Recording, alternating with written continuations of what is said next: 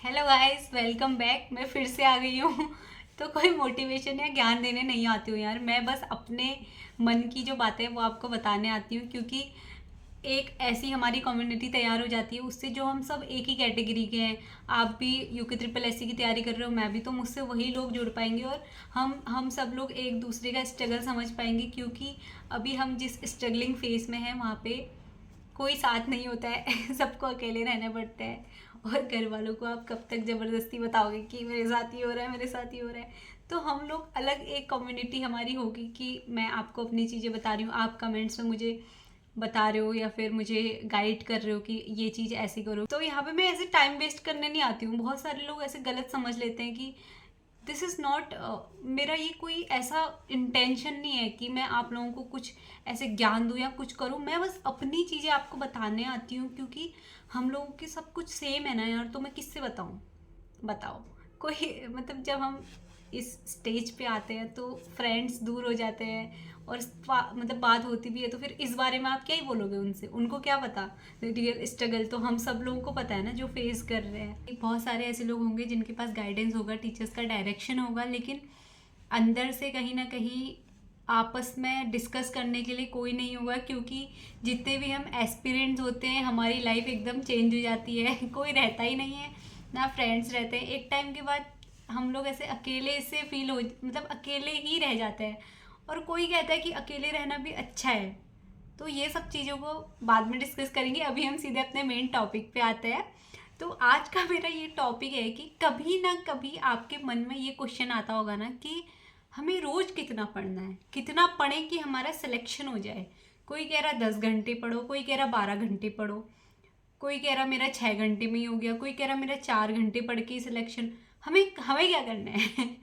तो अगर आपको भी ऐसे लगता है ना मेरी तरह, तो मेरे साथ एंड तक जुड़े रहें। आज हम इसी बारे में बात करने वाले हैं, जो ये हमारा कन्फ्यूज़न है अंदर से कि क्या करना है, कैसे करना है, कितने घंटे करना है, इसको हमें दूर करना ही है। तो हम में से ना बहुत सारे बच्चे ये सोच रहे हैं कि यार वो, मतलब जो दूसरा बंदा है वो तो 12 घंटे पढ़ता है यार, वो तो इतने घंटे पढ़ता है। और जैसे लाइब्रेरी में देखेंगे तो भाई मतलब ये सुबह से रात तक पढ़ते ही रहता है, जिसका घर पास में है। मतलब हम लोगों के माइंड सेट ही ये है कि हम तो सिर्फ 4-5 घंटे पढ़ रहे हैं, हमारा क्यों सिलेक्शन होगा, हम तो पढ़ ही नहीं रहे। तो भाई पहली चीज़ तो हमें ये समझना है ना कि टाइम को बाउंड करके कुछ नहीं होगा। जो सिलेक्शन होता है ना, वो कितने घंटे पढ़ा उससे नहीं होता है, वो होता है आउटपुट से। उतने टाइम पे 4 घंटे में आपने कितना पढ़ा, 12 घंटे में उसने कितना पढ़ा है, ये मैटर नहीं करता है। कितना दिमाग के अंदर घुसा है ना, कितनी समझ आई है, वो मैटर करता है। ठीक है। तो यार जो मतलब कम आवर्स दे पाते हैं, मेरे से भी नहीं होता है, मैं सीरियस रह ही नहीं पाती हूँ। ठीक है। लेकिन फिर भी मैं ट्राई करती हूँ। लेकिन ऐसे फिर कंपैरिजन वाली स्टेज एक ना एक बार आ ही जाती है कि भाई वो इतना पढ़ रहा है, मैं इतना पढ़ रहा हूँ, मेरा क्यों होगा वाला। तो इसको दिमाग से निकाल दो पहले तो मैं तुम्हें एक सिंपल सा सॉल्यूशन इसका दे रही हूँ कि हमें 4 घंटे प्रोडक्टिव के साथ रोज़ देना है, जिसमें हमारा फोकस लेवल एकदम हाई होना चाहिए।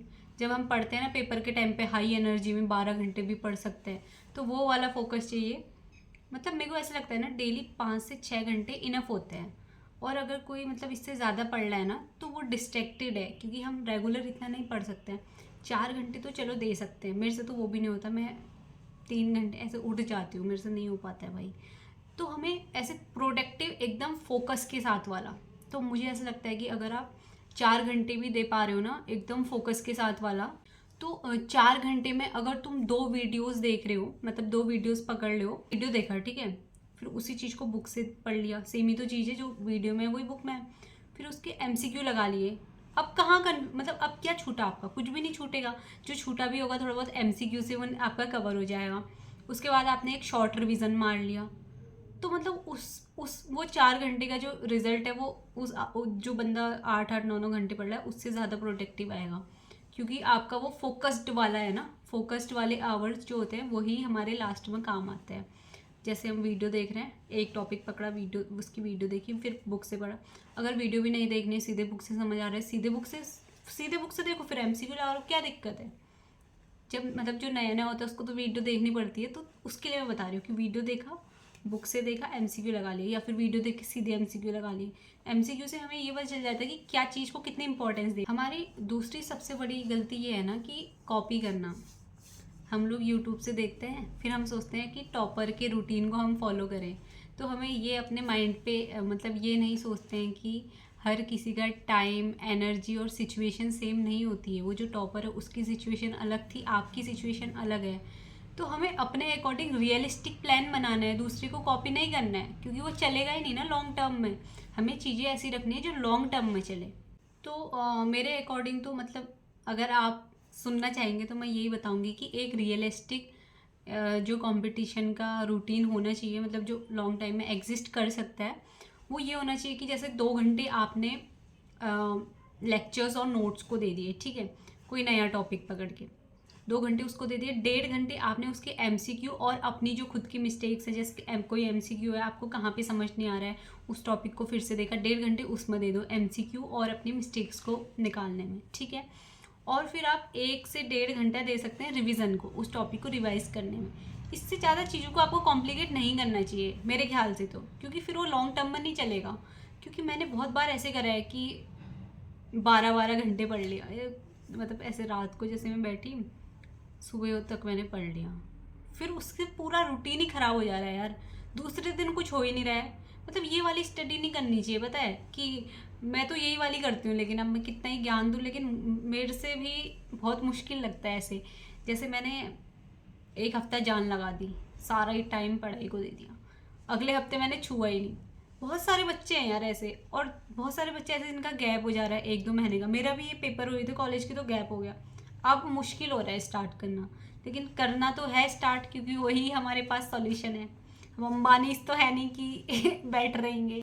तीसरी प्रॉब्लम हमारी ये होती है ना कि हमें गिल्ट आ जाता है। जैसे एक दिन भी हमारा छूट गया, या हम एक दिन कहीं चले गए, जैसे आजकल तो शादियों का सीज़न है, तो हम एक दिन कहीं चले गए, छूट गया, भाई इतना गिल्ट आ जाता है ना कि यार एक दिन हमने नहीं पढ़ा, अब हम पीछे हो गए रेस से।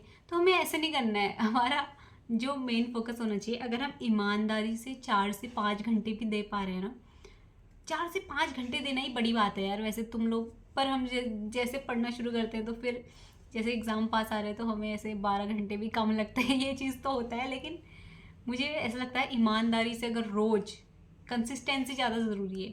चाहे आपने आज 2 ही घंटे पढ़ा, कल 4 घंटे पढ़ लिया, लेकिन आज जो पढ़ा ना, जैसे मिस भी हो गया तो इतना ज़्यादा गिल्ट मत रखो ना कि दूसरे दिन भी नहीं पढ़ पा रहे हो। उस गिल्ट को आप हटाओ, साइड हटाओ उसको। दिस इज़ लाइफ, और ये तो लॉन्ग टर्म की रेस है। सबसे पहले तो हमें यही चीज़ें सीखनी है इसमें कि फेलर को हम एक्सेप्ट कैसे करेंगे। तो अब आप सभी लोग मुझे कमेंट से बता देना कि आप कितने घंटे पढ़ लें, और आप लोग सारे ही मेरे से ज़्यादा नॉलेज वाले हैं, तो अगर आप लोगों को मुझे कोई गाइड देना है, कोई टिप्स देनी है, तो मोस्ट वेलकम। मैं हमेशा तैयार हूँ सुनने के लिए, क्योंकि मैं भी अकेला हूँ, मैं भी उसी फेज़ में हूँ कि मुझे भी चाहिए गाइडेंस। जैसे मैं आपके साथ हूँ तो आपको भी मेरे साथ होना चाहिए ना। तो आप लोग कमेंट से मुझे थोड़ा थोड़ा बता सकते हैं कि क्या चीज़ कैसे करनी है। बाकी आज के लिए इतना ही। Love you all, bye.